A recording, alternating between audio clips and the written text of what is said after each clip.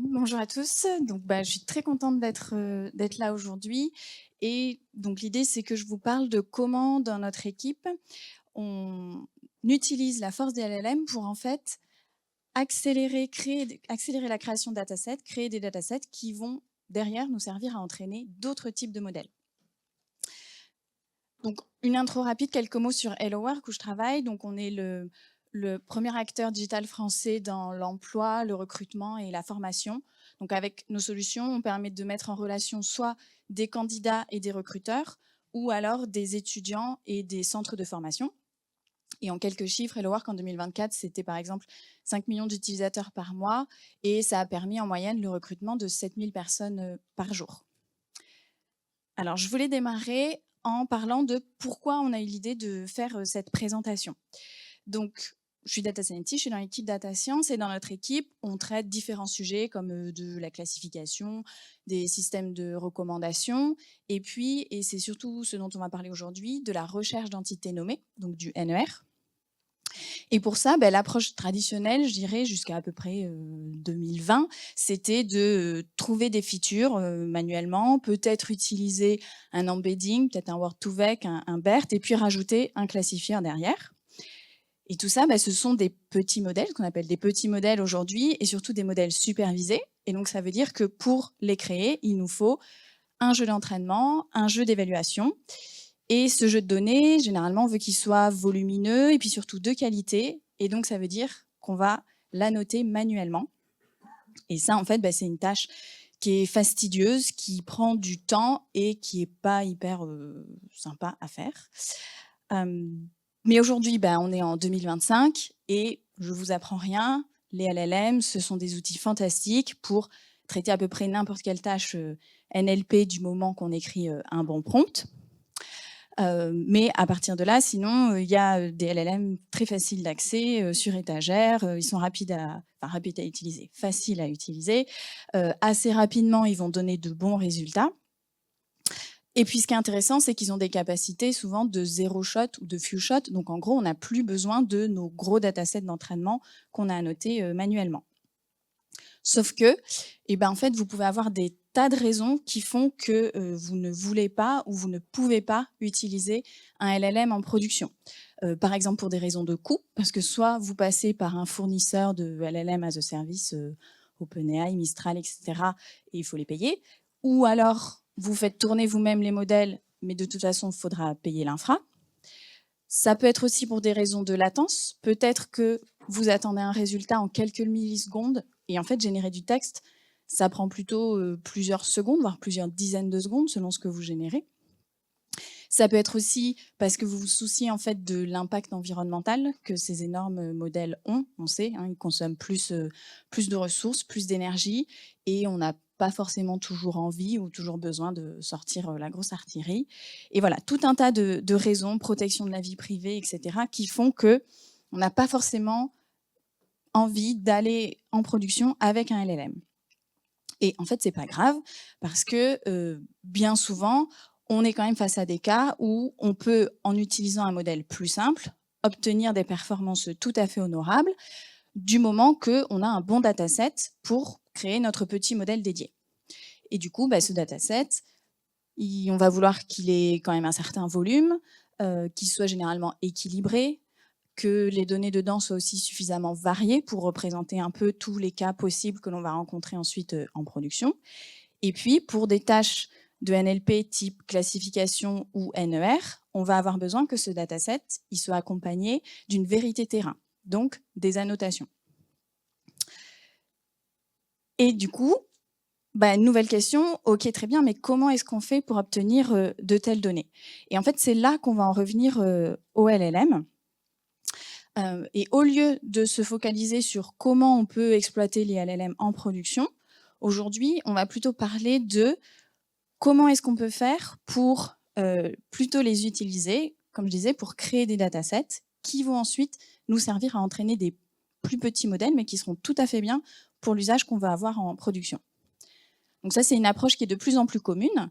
Et quand on a commencé à lire des choses là-dessus, on s'est quand même posé pas mal de questions. Et la première, ça a été de se dire, mais est-ce qu'en fait, on peut vraiment aller jusqu'à remplacer nos annotations manuelles par une création automatisée ou à minima semi-automatisée de datasets.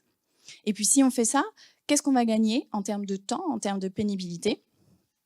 Et puis enfin, est-ce qu'il y a des choses à éviter ou bien des bonnes astuces à connaître? Donc aujourd'hui, je vais vous parler de 2 cas pratiques. On a vraiment cherché, enfin dans l'équipe, on s'est dit qu'on allait appliquer ça à des cas business de chez nous, concrets. Et je vais vous présenter 2 cas pratiques. Vous verrez 2 tâches de NER, mais on n'a pas eu la même approche et on n'en a pas tiré les mêmes enseignements. La première, ça concerne l'amélioration de l'extraction des salaires dans nos offres d'emploi. Donc l'information de salaire dans une offre d'emploi, pour un candidat, vous imaginez bien, c'est une information clé. Généralement, chez Hello Work, elle nous arrive dans une partie de l'offre qu'on appelle avantage, qui va bien souvent contenir cette info de salaire, mais pas forcément, et surtout qui est du texte libre, donc qui peut aussi contenir d'autres types d'avantages, genre des primes, tickets resto, télétravail, etc. Et on avait des modèles pour extraire la partie vraiment, la fourchette de salaire, puisqu'une fois qu'on arrive à structurer cette information, on peut l'exploiter en divers endroits du site de nos produits. Par exemple, là, c'est l'affichage d'une offre dans le listing de résultats.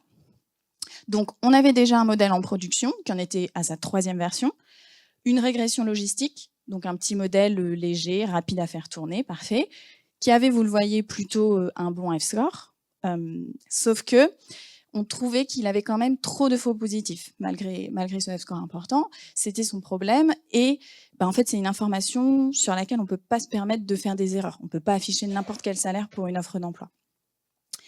Cette 3e version, elle avait été entraînée à l'époque sur un dataset d'à peu près 20 000 verbatim qui avait été annoté manuellement. Vous imaginez le temps. Et aussi quelques milliers de données supplémentaires qui avaient été générées avec des regex et des règles. Et on s'est dit, est-ce qu'on serait capable d'entraîner une 4e version du modèle, mais cette fois sur des données qu'on ne va pas annoter manuellement, qu'on va faire produire à un LLM. Pour voir si on était capable de faire ça, on s'est dit, par contre, il nous faut un dataset de test qui, lui, soit annoté manuellement. Et c'était vraiment important pour nous, pour pouvoir vérifier notre hypothèse de manière la plus fiable possible. Donc, on a travaillé avec un jeu de test existant de 3000 textes auquel on a rajouté 6000 nouveaux verbatim. Ces 6000 nouveaux textes, ils ont été sélectionnés grâce à un LLM, mais par contre, on les a revus manuellement et on a surligné les salaires manuellement.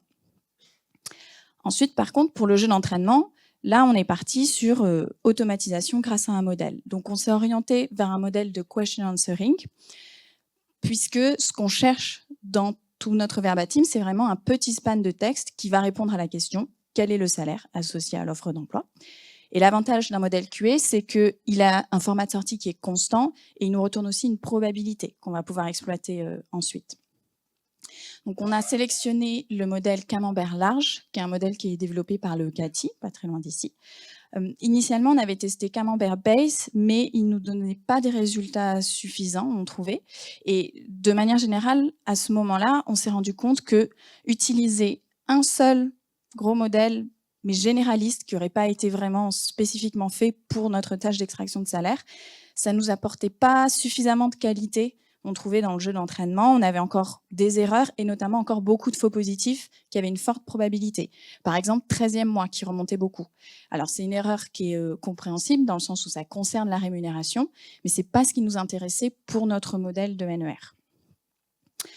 Donc, à partir de là, on s'est dit, pour améliorer cette qualité de jeu d'entraînement, on peut avoir 2 approches. La première, c'est de filtrer les données. Par exemple, ne garder que les résultats où le modèle QI nous retourne une proba très élevée ou très faible. Mais du coup, on élimine un peu tout ce qui est entre les deux, qui sont peut-être justement les cas intéressants sur lesquels bien s'entraîner. On peut aussi essayer de nettoyer les données avec des regex. 13e mois, c'est facile à éliminer, mais bon, les regex, ça a ses limites. On ne pourra pas tout faire comme ça. Ou alors, par exemple, valider la présence d'un salaire dans les spans retournés par un 2e type de modèle, en l'occurrence un modèle de classification zéro shot. Ou alors, autre approche, se dire, on va quand même annoter manuellement, mais juste une sous-sélection de données. Et là aussi, avec plusieurs techniques pour les sélectionner. Donc, on a testé un petit peu tout ça, comparé les différentes approches pour voir ce qui nous apportait les meilleurs résultats, puisque la 2e, vous le voyez, on sort de l'approche complètement automatisée. On réintroduit de l'humain. Alors, je vais vous présenter celle qui, au final, nous a donné les meilleurs résultats. Ça a été de partir sur de l'annotation complètement automatique avec notre modèle QA, mais par contre, derrière, filtré avec un modèle de classification zéro shot, pas fine-tuné spécialement, un modèle pris comme ça sur étagère, mais pour retirer certains exemples. Et on sait que le dataset d'entraînement qu'on a généré comme ça, il contient des erreurs. En fait, on a généré un fichier, on ouvre le fichier, la première ligne, c'est faux. Mais en fait, avec le volume, et c'était l'hypothèse de départ, avec le volume, on va réussir à quand même entraîner une nouvelle régression logistique. On reste sur le même type de modèle, qui au global va obtenir des performances légèrement meilleures et surtout, vous le voyez dans la dernière colonne, qui nous retourne beaucoup moins de faux positifs. Et ça, c'était exactement ce qu'on espérait faire en partant sur cette approche. Donc en conclusion, pour ce use case-là, ça nous a permis de confirmer que oui, en tout cas dans ce cas précis, on peut remplacer des annotations manuelles par une création même automatisée de datasets. Alors ça nous a pris du temps de mettre en place ce pipeline, mais une fois qu'il a été établi, quelque part c'est gratuit de rajouter, de nouvelles données. On peut faire grossir la taille de notre dataset d'entraînement jusqu'à obtenir la taille qui donne les meilleurs résultats. Et ce qu'on en a retenu, c'est que par contre, on s'est aperçu qu'on ne pouvait pas faire confiance à un seul modèle si c'était un modèle généraliste et que c'était le fait de combiner plusieurs modèles entre eux qui nous a permis d'aboutir aux meilleurs résultats. Donc voilà pour mon premier cas. Le deuxième dont je voulais vous parler, c'était le fait de préannoter des CV, cette fois on change, pour détecter des compétences. Alors, setup différent, cette fois on n'a pas de baseline, on part vraiment de zéro et on veut créer de toutes pièces un nouveau modèle pour reconnaître des entités compétences dans les CV. Donc on s'est dit il nous faut un dataset de texte dans lequel toutes les entités compétences sont repérées. La première chose à faire, ça a été de bien se poser pour bien définir ce que l'on voulait. Parce que contrairement à l'entité prénom ou l'entité numéro de téléphone dans un CV, ce que c'est qu'une compétence, en fait, c'est assez flou et c'est assez subjectif. On a eu pas mal d'échanges dans l'équipe sur est-ce qu'on prenait les soft skills, est-ce qu'on prenait les logiciels, est-ce qu'on allait regarder que dans la zone compétences du CV ou au-delà, etc. Et on dit souvent ceux qu'on conçoit bien s'énoncent clairement, mais là c'est particulièrement vrai. On avait besoin d'être hyper au clair sur ce qu'on voulait pour pouvoir ensuite écrire un prompt qui permette de bien décrire cela et espérer que derrière un modèle génératif arrive lui-même à produire du texte qui nous soit utile et corresponde à ce qu'on attend. Donc, on s'est arrêté sur 4 types de compétences, les skills, donc soft skills, hard skills, les outils, les logiciels, etc. Les certifications, donc tout ce qui est permis spéciaux, habilitation électrique, ce genre de choses. Les langues parlées associées à leur niveau.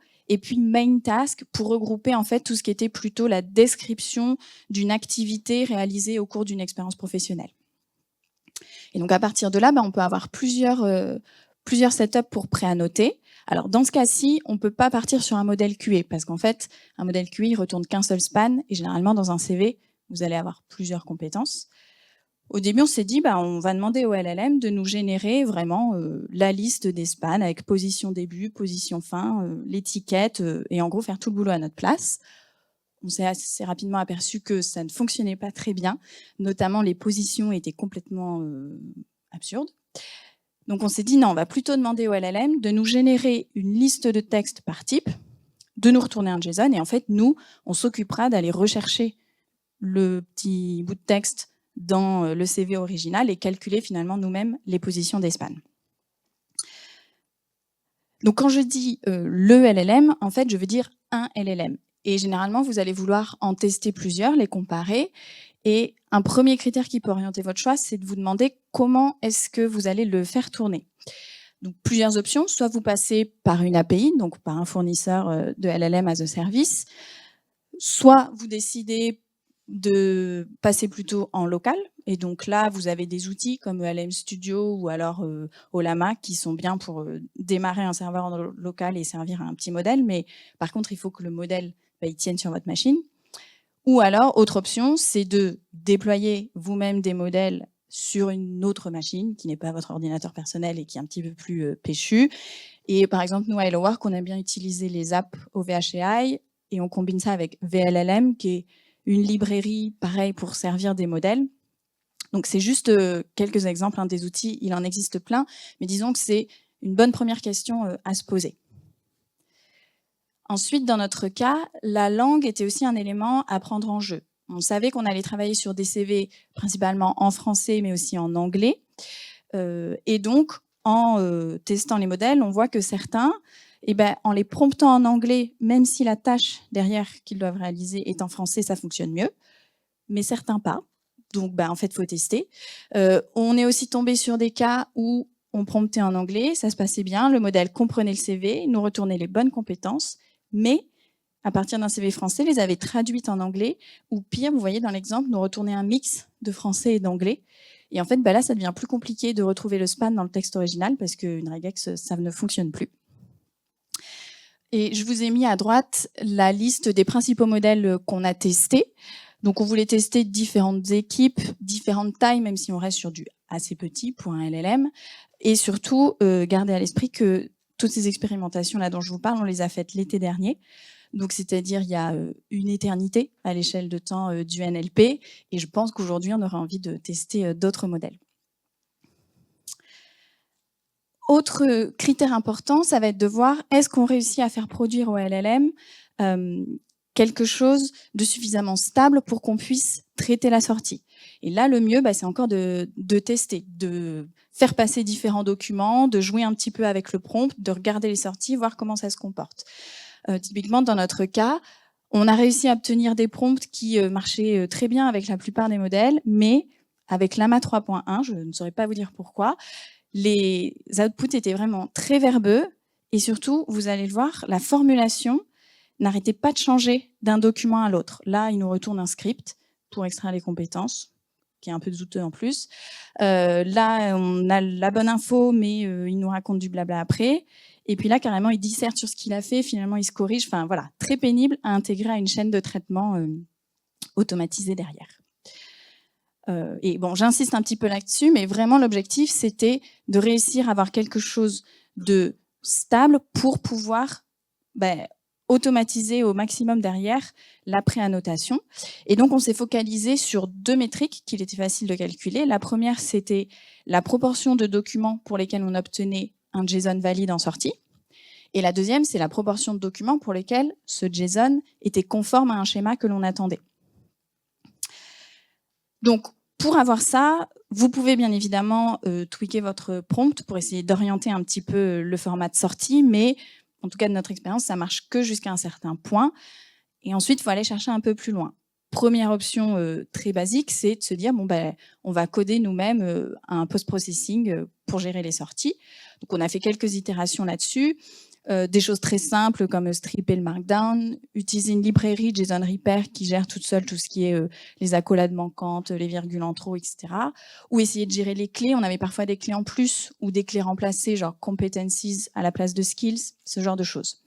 Je vous ai mis la progression à droite en termes de justement proportion de documents bien formatés en sortie. On voit que ça améliore. On voit aussi surtout que tous les modèles ne sont pas égaux dans leur capacité à comprendre les instructions. On avait, selon les modèles, entre 46 et 84% de schémas conformes avec notre strip basique, par exemple. Après, on n'est pas les seuls à vouloir obtenir un certain format de sortie en sortie d'un LLM, donc il y a des outils qui existent pour nous aider à faire ça. Et d'ailleurs, c'était pas forcément trop le cas à l'époque, mais maintenant, c'est de plus en plus intégré directement aux API. Vous pouvez souvent passer un argument pour orienter la sortie, mais grosso modo, il y a un peu 3 types d'outils. Il y a ceux qui vont modifier le prompt pour vous, ceux qui vont reprompter le LLM pour lui demander de s'auto-valider ou même de s'auto-corriger. Mais ça, l'inconvénient, c'est que ça va vous coûter un petit peu plus de temps et d'argent puisqu'on fait plusieurs appels au LLM. Ou autre type, c'est ceux qui vont venir contraindre directement la sortie au moment de la génération. Donc, on a testé 2 outils pour faire ça, 2 librairies, Outlines et Guidance. De notre expérience, Outlines était un petit peu plus facile à utiliser et avait une intégration avec VLLM qui était très pratique parce que c'était ce qu'on utilisait déjà. Après, les 2, c'est fait pour faire de la génération structurée, ce qu'on appelle, et Guidance peut même faire plus que ça, si ça vous intéresse. Et puis, dans les 2 cas, on n'avait pas de clés supplémentaires et aussi, on s'est aperçu moins de CV avec des hallucinations que les mêmes modèles non contraints. Après, se sont faits pour des modèles self-hostés, c'est une librairie qui tourne en plus, et on est tombé sur des cas, ce que j'ai appelé les boucles de bégaiement, où le fait de contraindre, parce qu'on avait moins ça sans contrainte, faisait que le modèle s'emballait, ne s'arrêtait plus. Alors avec Outline, c'était assez facile parce qu'il supporte une option max token et on pouvait lui dire à un moment tu t'arrêtes quoi. Par contre, Guidance ne supportait pas ce genre d'option, donc il a fallu rajouter un timeout et puis surtout on perdait beaucoup plus de documents à cause de ça. Donc au final, vous voyez, on a plus rapidement obtenu de meilleurs résultats dans notre cas avec Outlines. Et puis ensuite, à un moment, il faut bien choisir un setup pour notre préannotation. Là aussi, on peut essayer de regarder quelques KPI. Par exemple, le nombre d'entités remontées par le LLM. Ça ne veut pas forcément dire que ce sont les bonnes, mais ça donne déjà un proxy. Alors là, ce qu'on voit, c'est que les petits modèles, Phi3, NuExtract, ils ont tendance à retourner moins d'entités que les plus gros, comme Mistral 7B. Par contre, pour les langues et les certifications, ils s'en sortent très honorablement, même un peu au-dessus. Les langues et les certifications sont des compétences qui sont quand même très standardisées. Des langues, il n'y en a pas 30 000 dans les CV, etc. Autre chose qu'on peut regarder, c'est la proportion d'hallucinations, donc combien de textes on n'arrive pas à retrouver dans le CV original. Donc là aussi, on voit langue et certification, de manière générale, moins d'hallucinations. Autre point très intéressant, vous voyez, NuExtract, il ne retourne quasi aucune hallucination. Donc NuExtract, en fait, c'est une base de Phi3, mais c'est un modèle qui a déjà été fine-tuné pour faire de l'extraction d'informations. Donc là, vraiment, on voit qu'il est assez fidèle à sa promesse. L'intention au moment de l'entraînement, on la retrouve bien dans les résultats qu'il nous apporte. Et puis, je dirais, en fait, la question, c'était aussi de voir qu'est-ce qui va nous permettre d'accélérer notre annotation manuelle. Donc, quelle est la meilleure préannotation dans notre cas précis? Et là, c'est un petit peu plus difficile d'automatiser ce choix-là. Donc, le mieux, ça reste encore de regarder les sorties, d'essayer sur des petits jeux de test, de brancher ça à un pipeline complet et de voir qu'est-ce qui vous rend la vie plus facile. Alors, au final, on a vu quand même plusieurs avantages à cette préannotation. Déjà, la première, c'est que c'est une approche multilingue. Le LLM, il s'en fiche de la langue du CV. Et pour nous qui ne parlons pas toutes les langues du monde, c'est plus facile de relire du texte préannoté que de partir de zéro. Et aussi, ça s'est quand même révélé très efficace, notamment pour certains types de compétences, tout ce qui était compétences techniques, logicielles, et tout ce qui se trouvait dans les zones clairement identifiées du CV, skills ou compétences. Ça marchait très bien. Après, il y avait quand même quelques limites. La première, et à laquelle on ne s'attendait pas, c'est qu'en fait, les LLM ont tendance à corriger les fautes d'orthographe, ce qui, dans notre cas, ne nous arrange pas, puisqu'ensuite, c'est plus difficile d'utiliser une regex pour aller retrouver le span dans le texte original. Autre chose, c'est comment est-ce qu'on fait pour gérer les homonymes? Si dans ma petite phrase d'exemple, le LLM me renvoie la langue parlée French, ok, mais en fait, quelle est l'occurrence qui correspond vraiment à l'entité langue parlée dans le CV? Autre chose aussi sur lesquelles il faudrait se pencher un petit peu plus, c'est on avait demandé au modèle de dédupliquer les compétences et après coup on s'est dit oui, mais si en fait le candidat lui-même dans son CV mentionne plusieurs fois la même chose mais en le formulant un peu différemment, est-ce qu'on n'a pas un risque de passer à côté de quelque chose? Et puis enfin, et surtout, notre conclusion, ça a été que en fait, ça reste une tâche difficile, cette annotation des compétences. Ça reste compliqué de juger, même pour nous, humains, qu'est-ce qu'on veut prendre, pas prendre. Et certes, le LLM nous aide, mais il ne fait pas 100% du boulot à notre place. Et il y a encore pas mal de choix. Et c'est intéressant de regarder des documents pour petit à petit affiner nos choix et garder une cohérence sur le dataset complet. Donc j'en arrive à la fin des deux cas dont je voulais vous parler. Donc qu'est-ce qu'on peut retenir de tout ça? Déjà, première chose, c'est que, ok, les LLM ne sont pas la solution ultime pour n'importe quelle tâche NLP, mais par contre, on voit que là, typiquement, ça accélère quand même beaucoup toute cette partie R&D, création de datasets.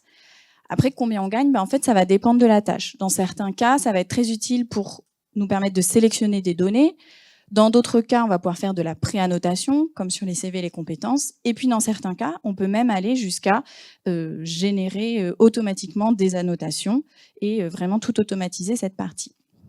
Alors c'est sûr, ça reste du travail, qui est un travail conséquent. Pour comparer ces différents pipelines, vérifier si ça fonctionnait bien, ça a pris un petit peu de temps, mais déjà, je dirais, c'est quand même un travail qui est moins fastidieux que d'annoter manuellement. Enfin, moi, en tant que data scientist, je préfère faire ça que lire 30 000 CV. Et puis surtout, c'est quelque chose qui passe beaucoup plus facilement à l'échelle, parce qu'une fois que vous avez mis en place votre pipeline, l'effort à fournir pour augmenter votre volume de données, il n'est pas du tout linéaire avec le volume de données que vous souhaitez obtenir. Voilà ce que je voulais vous raconter là-dessus. Je pense qu'on n'est pas trop mal au niveau du temps s'il y a quelques questions. Et puis en tout cas, merci beaucoup. Et merci beaucoup.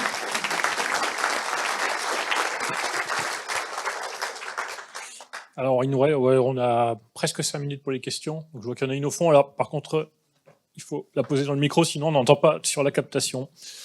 Hop. Merci pour la présentation. J'avais une question sur le second use case. Est-ce que vous aviez une taxonomie ou ontologie de référence des skills? Et si oui, comment vous avez géré le remapping entre les sorties d'annotation et cette référence?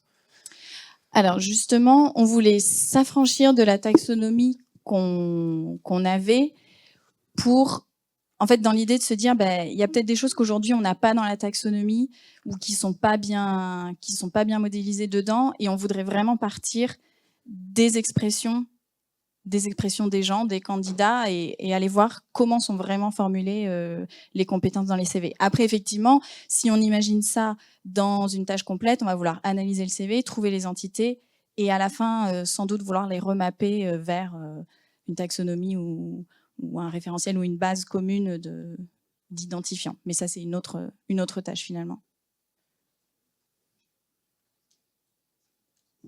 Alors, est-ce qu'il y a une autre question? Oui.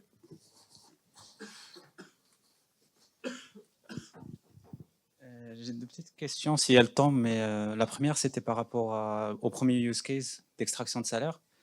En fait, j'ai vu il y avait un score de classification, mais l'entrée, c'est un texte. L'entrée, c'est un texte, et en sortie, on a un salaire. Mais avec de la classification, comment est-ce possible? Alors, c'est une tâche de reconnaissance d'entité nommée. Donc, en gros, okay. Voilà, on vérifie est-ce qu'on trouvait le bon span, la bonne position.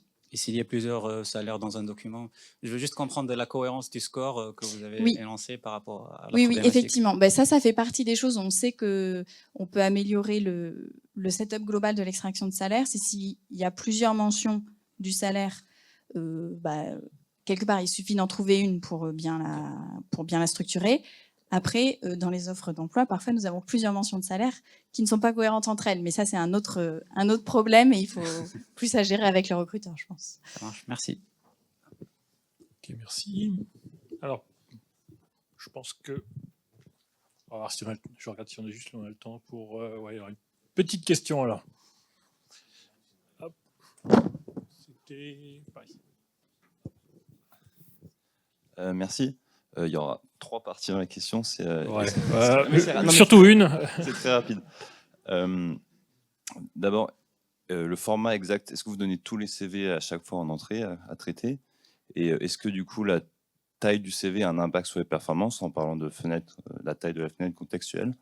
Et si oui, est-ce que vous avez des mécanismes pour pallier à cela? Alors, oui, on envoie tout le CV en entrée pour cette tâche de préannotation. Du coup, en fait, on a regardé une distribution de la taille des CV. On a regardé, généralement, ils faisaient quelle taille, c'était quoi la taille max, et on a essayé de choisir des modèles qui supportaient cette taille de contexte en entrée. Si on se retrouve face à des documents plus longs, il faut essayer de gérer ça, peut-être en envoyant plusieurs fois et en reconstituant, sachant que là, c'est on va chercher plusieurs entités. Finalement, si on lit le CV en plusieurs fois, c'est peut-être pas si grave. Il y aura peut-être un peu des incohérences aux jonctions, mais c'est quelque chose, je pense, qui peut se gérer aussi. C'est pas comme une classification de documents. On aurait besoin d'avoir d'un coup tout le document, par exemple. Ok. Merci beaucoup et merci encore. Et on va passer à la deuxième présentation du jour.